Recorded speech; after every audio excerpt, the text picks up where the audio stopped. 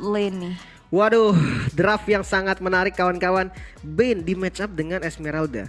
Kalau dari gue nggak pernah nemu match up seperti ini ya. Jadi gue nggak tahu nih dari hitungannya gimana. Tapi yang pasti dua-duanya ini sustain lah. Bane punya heal gitu kan. Yep. Terus dari Esmeralda juga dia sustain dengan shieldnya. Mungkin kalau untuk poke damage di awal Esme masih menang lah ya. Iya. Bane sakit memang. Tapi kalau diadu sama Esme yang sustain, damage-nya nggak akan terlalu kerasa. Di awal ya teman-teman, di awal. Cuman mungkin bakal stay lane aja untuk kayak poke crab claw cannon-nya kan dia punya Bisa. pantulan damage gitu ya untuk kayak jaga posisi dulu lah. Tapi begitu menariknya draft di game yang ketiga karena ini akan menjadi match point untuk kedua belah tim. RRQ atau Bigetron Alpha yang akan mematapkan langkahnya di upper bracket. Oke, kedua jungle dengan pattern yang berbeda. Purple buff dari Super Ken, Versik langsung ke arah orange buff. Dan kalau ngomongin soal damage seperti marksman di jungle kali ini digunakan oleh Versik, mungkin aja nih turtle pertama dilepas dulu.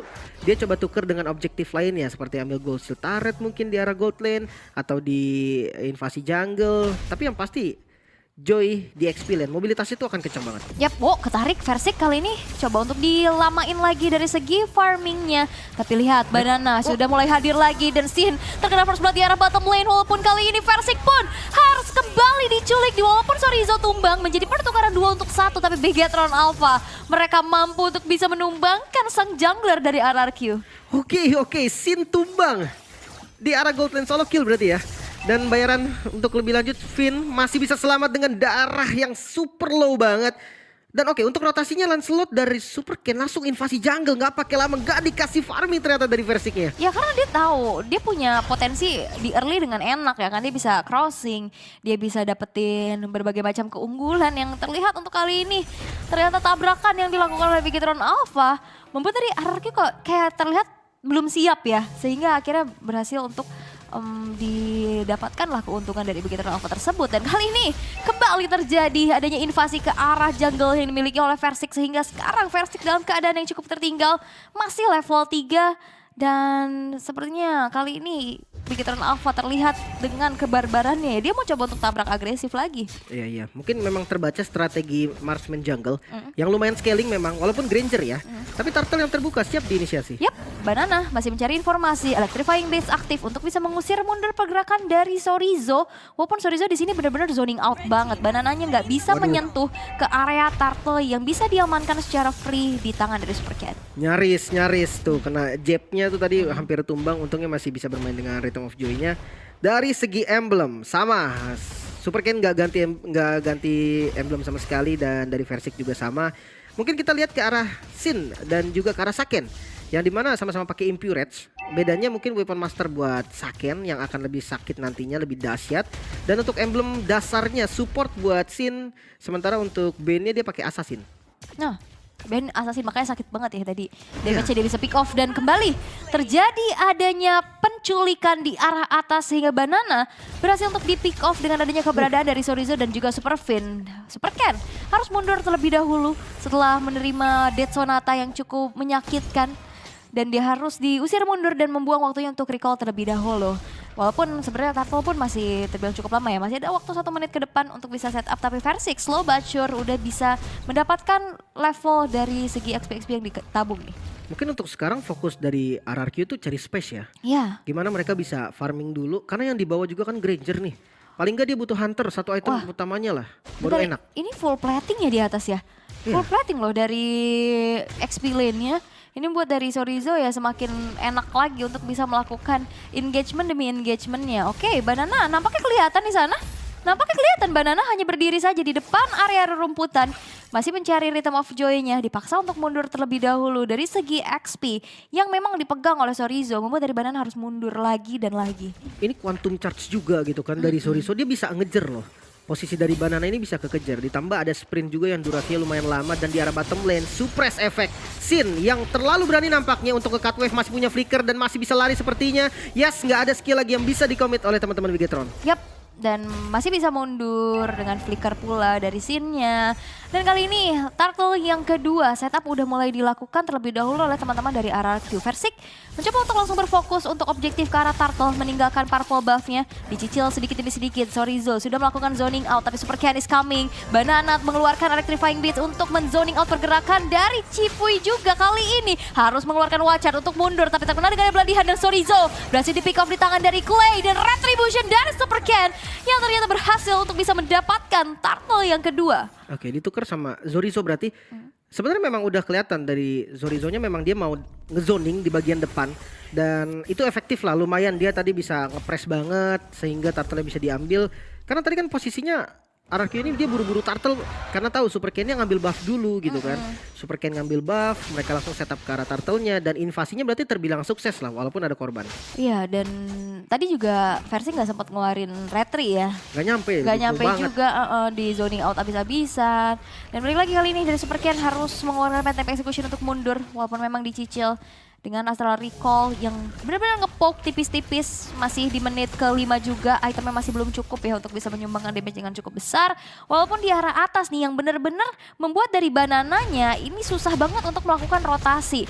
Karena benar-benar di press terus menerus, apalagi Superfin yang selalu hadir di arah top lane. Ada efek suppress yang bisa nangkep banana, follow up damage dari Zorizo juga cukup. Dan untuk segi item nih, sustain item ternyata buat Pakito. Langsung si Halberd sakit ya. Ya sakitnya langsung pakai si Halberd karena match up-nya juga kan ke Esmeralda nih. Esmeraldanya juga Enchanted Talisman yang artinya dia main sustain juga gitu kan dengan cooldown yang cepat dan konsil ke arah top lane sepertinya. Oke, konsil. Cipuy akan mencari nyawa yang nantinya akan coba diregang tapi Superfin memilih untuk recall dulu Electrifying Beats hanya untuk clear wave minion saja. Dead Sonata masih belum terkonek terlalu banyak sehingga Sorizo kali ini harus mundur walaupun outer turret belum berhasil untuk dihancurkan dan di arah bawah. Perpaduan antara duo Ken ya, Saken dan Super Ken berhasil untuk mendapatkan objektif atas outer turret di bottom lane. Wah ini tukerannya untung buat Bigetron nih, dia dapetin turret di atasnya bisa di clear soalnya tadi sama Sorizo jadi nggak ketahan sementara. Oke. Satu komit lagi yang dilakukan namun cukup tanky sepertinya dari Banana masih bisa selamat untungnya. Tetap dipaksa kayaknya nih untuk top lane-nya sama teman-teman RRQ. Karena ada Vengeance juga ya, tapi memang kayaknya masih belum bisa dipaksa terlalu cepat sih karena Sorizo masih berfokus untuk nge-clear wave minionnya terlebih dahulu. Tapi memang akhirnya dengan adanya 3 player dari RRQ menukarkan outer turret dengan adanya Turtle yang berhasil diamankan kembali di tangan dari Super Ken. Menjadi perfect Turtle.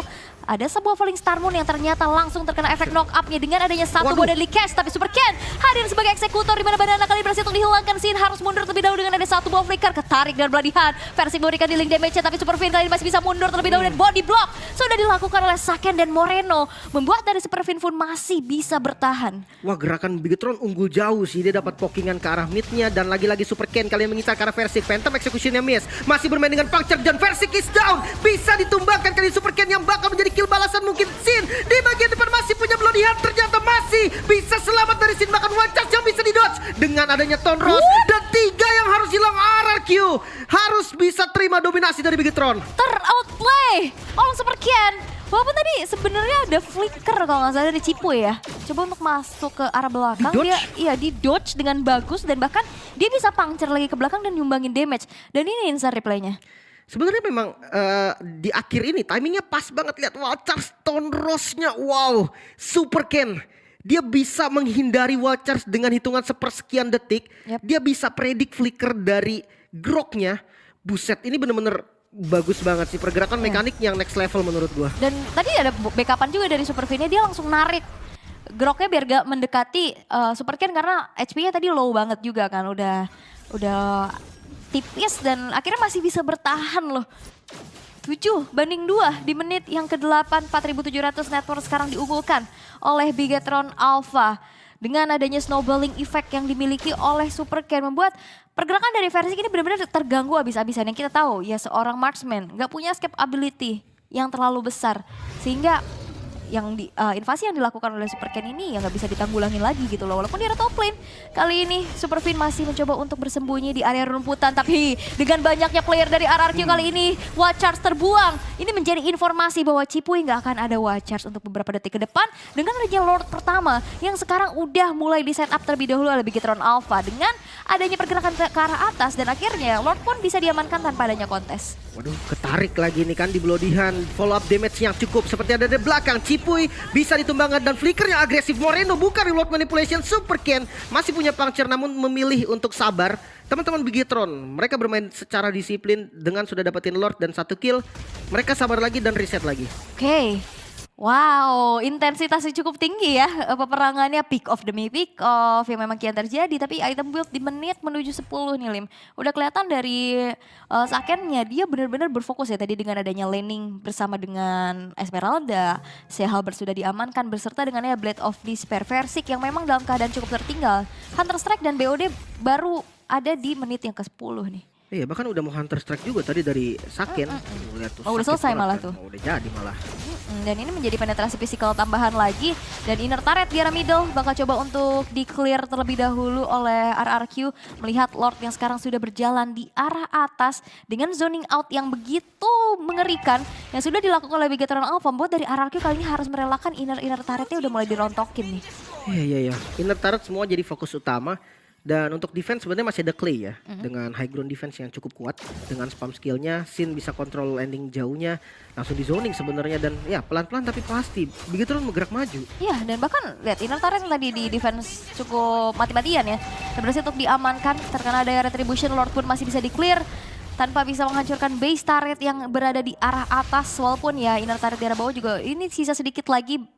Walaupun Yasin masih coba untuk bisa menjalankan lane-nya, tapi memang masih belum cukup sehingga tersisa 3 base turret saja yang dimiliki oleh RRQ. Singgahnya nggak masuk 3 lane ya. Dan untuk tengahnya kayaknya dipaksa lagi. Iya, base turret di tengah bakal coba lagi dipaksakan, tapi Banana Nyaris. masih ada ini juga pasif dari Timur. turretnya. Iya masih selamat. Dan ya ini pressure doang sih, dicicil-cicil doang, tipis-tipis. Sambil neken gitu ya biar nggak hilang pressure-nya. Tapi RRQ juga dia perlu timing yang bagus. Dia perlu momen kalau memang mau ngebalikin keadaan. 8.000 loh gold yang diunggulin. Iya, 8.000 di menit ke-11. Sesaat lagi Lord yang kedua bakal muncul. Tapi memang damage output ya yang disumbangkan oleh Saken menjadi ancaman yang cukup besar dengan penetration physical build tadi ya yang bisa kita lihat juga dengan adanya Hunter Strike yang sudah selesai. Membuat ini lumayan susah dibendung untuk teman-teman dari RRQ. Mereka harus mundur, mereka harus jaga posisi karena nantinya di front line mereka coba ngadain Sin dan juga Cipuy. Dan itu bisa ke meltdown dengan cepat dengan adanya perbedaan atribut sampai dengan 8.800 network nih sekarang. Iya, ini hampir 1 item per hero berarti. Perbedaannya lumayan dahsyat dan 53%. Peningkatan. Oke, meningkat seperti dari game yang sebelumnya ya. 8 kali kena dari 15 hook. Kalau kita yang main berapa ya kena ya? Gue sih 2% kayaknya nih, yang satu. Kayaknya saya 0 sih, nggak ada yang kena. Tapi Charles kali ini mulai terkonek menuju ke arah Super Fin. Flicker mundur ke arah belakang. Dan Versik. bahkan Versik yang tertangkap sendirian di depan sana.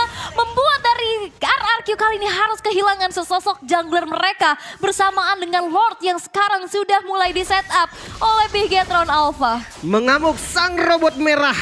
Memegang dominasi penuh bahkan 2 kill saja diberikan kepada RRQ. Metode scaling jungle marksman yang digunakan oleh RRQ terlihat kurang efektif di game kali ini.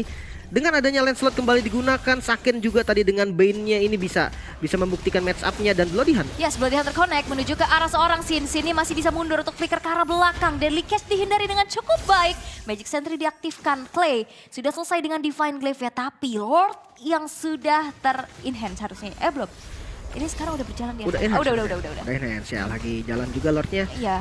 Bakal coba untuk langsung nge-charge saja ke dalam satu base turret yang dimiliki oleh RRQ. Walaupun memang Bang Sin sekuat tenaga ya untuk bisa nge-clear wave di arah atas. Tapi Lord yang sekarang bisa dihancurkan juga. Dan diketarik lagi kali ini Cipuy. Watch out defensif tapi tidak dengan real manipulation dan killing spree. Diamankan di Saken. Dan Sin-nya pun berhasil untuk dihilangkan di tangan Super Ken. Yang berhasil untuk meng-secure ke arah mega kill-nya. Satu wave di arah tengah bakal coba untuk dihantarkan karena RRQ. Mereka tersisa 3 playernya saja. Dan akan coba dipaksakan karena Deadly Catch kali ini sudah mencicil ke arah base utama yang dimiliki oleh RRQ. Dan wave minion pun sudah muncul dan masih menjadi PR untuk Bigetron Alpha nge-clear terlebih dahulu. Yes, 10 detik lagi untuk Cipuy spawn.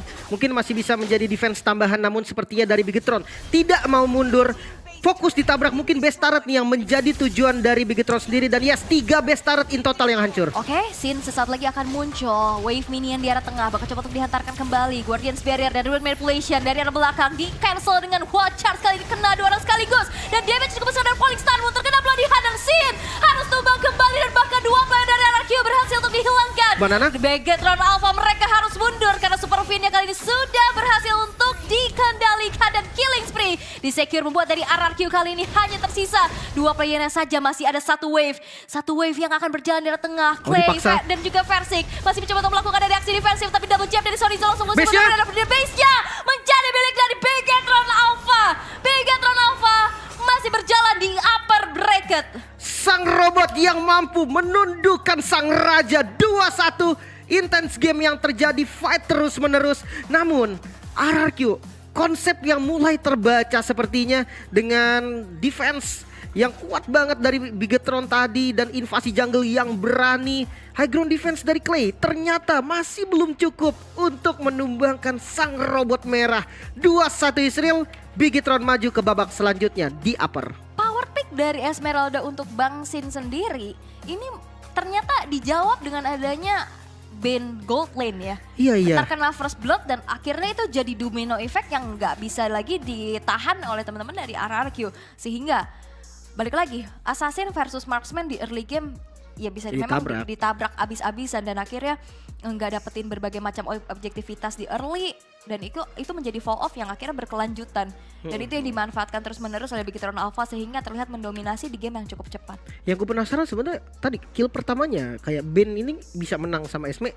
Apakah memang Esme-nya offside atau memang powernya? Karena di awal kan gue bilang tadi kayak gue belum pernah lihat match up antara Ben sama Esme. Gue nggak tahu jadi siapa yang bakal menang. Dan tadi ternyata Ben-nya ini bisa dapetin kill. Ya. Nah itu gue penasaran banget sebenarnya. Apa sih yang terjadi tadi early-nya gitu kan kayak sebenarnya siapa yang ada yang offside kah? Atau memang hero Ben ini lebih kuat dari Esme?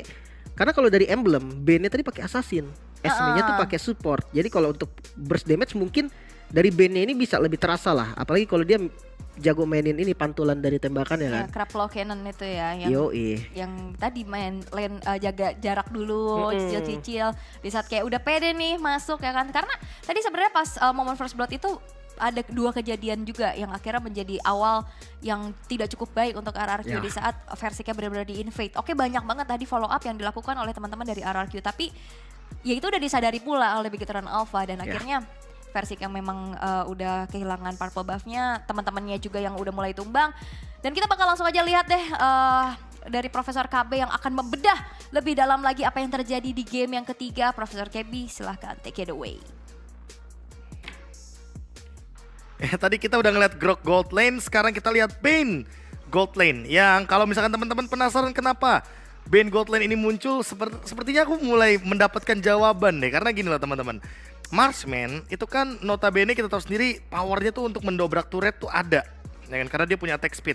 Nah, kalau misalkan kita tahu sendiri kayak Esmeralda, Grok, atau mungkin kita bilang Cecilian kemarin, lalu ada Gold Lane Pakito sekalipun, atau Gold Lane Chow, itu minim banget attack speed atau bahkan power untuk mendobrak turret. Nah, Bane itu menutupi hal tersebut. Makanya dengan item yang nanti akan kita show sesaat lagi, kita bisa lihat secepat itu loh tadi Saken mukulin base turret milik RRQ.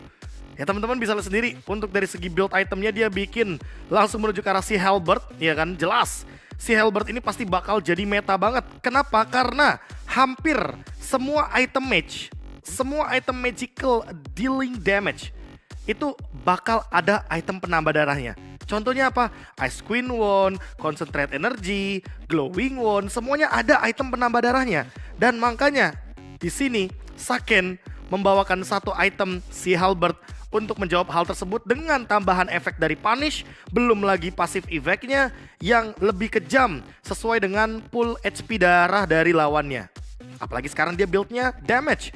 Makanya nggak kaget tadi pantulan damage-nya pasti bakal pedih banget. Dan dia membawakan Impure Rage, jadi dia nggak perlu khawatir akan mana dari Bane itu sendiri karena bakal ada penambahan dari adaptive damage. Dan ini sangat kreatif sekali dari Saken. Makanya ini yang kita harapkan sebenarnya dari patch terbaru. Nggak cuma Sin yang membawakan Esmeralda Gold Lane, tapi Saken membawakan Bane Gold Lane. Yang dimana ternyata sangat efektif sekali dari line up Bigetron Alpha yang memang sangat powerful untuk team fight, sangat cukup damage-nya dengan pick off, tapi tidak melupakan bagaimana esensi untuk menjadi tower destroyer di game ketiga kita. Makanya teman-teman bisa lihat sendiri bagaimana tower damage nanti yang mungkin akan diberikan. Ini Saken pasti lumayan pegang ya kan, karena kita lihat sendiri paling-paling yang bisa melakukan push ada Super Ken.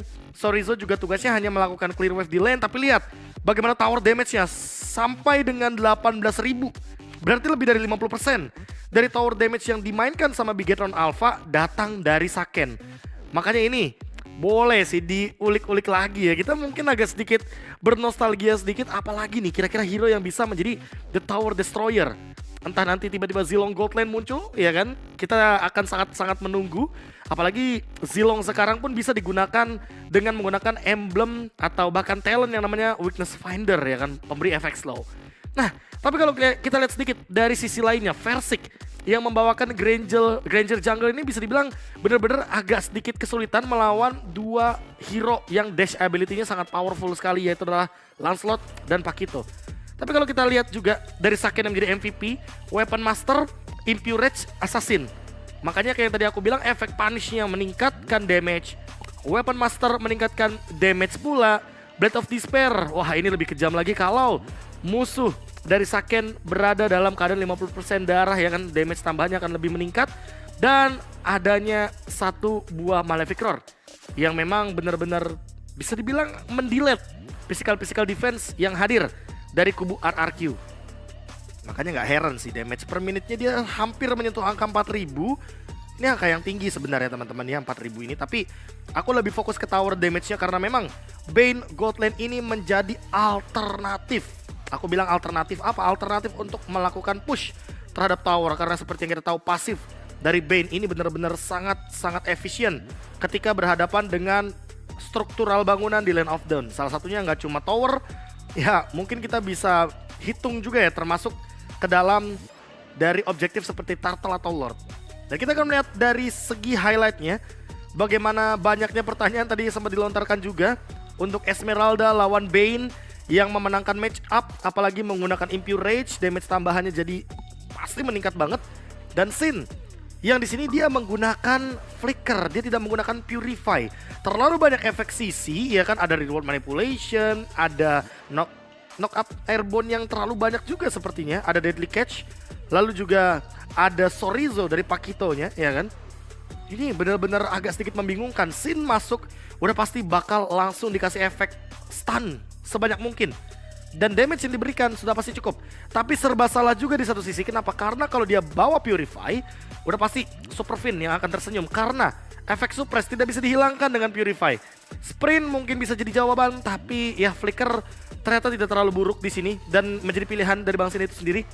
Makanya pas kita melihat tadi, kayaknya komposisi damage-nya terlalu brutal, bahkan aku bilang, dari Bigetron Alpha. Makanya lihat, dengan hanya 3 hit saja, turret hilang dari RRQ, base-nya juga hilang dari RRQ. Bigetron Alpha betul-betul memanfaatkan